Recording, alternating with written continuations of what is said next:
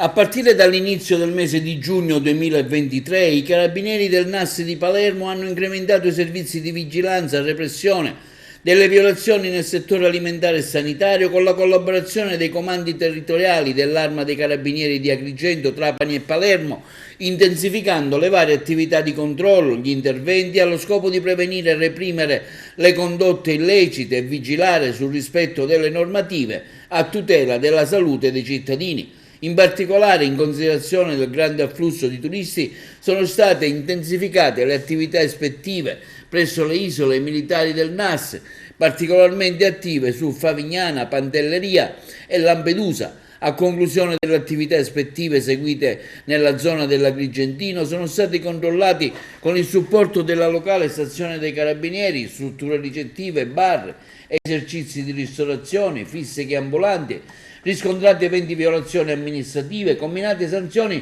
per oltre 40.000 euro, segnalando 17 persone alle competenti autorità amministrative e sanitarie. A seguito delle sopradette ispezioni sono stati altresì posti sotto sequestro alimenti per circa 337 kg, di cui 315 di prodotti ittici per un valore complessivo di circa 10.000 euro.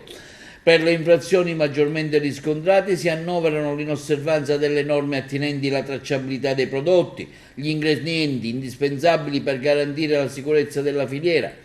alimentare, l'assenza di autorizzazioni per la somministrazione di alimenti e bevande, carenze igienico-sanitarie nelle varie strutture dei locali, l'assenza o il mancato aggiornamento della registrazione sanitaria, inadeguatezze dei requisiti e delle procedure basate sui principi del sistema HACCP, la violazione alle normative circa l'esercizio del vicinato. Le attività ispettive proseguiranno durante tutto l'intero periodo estivo.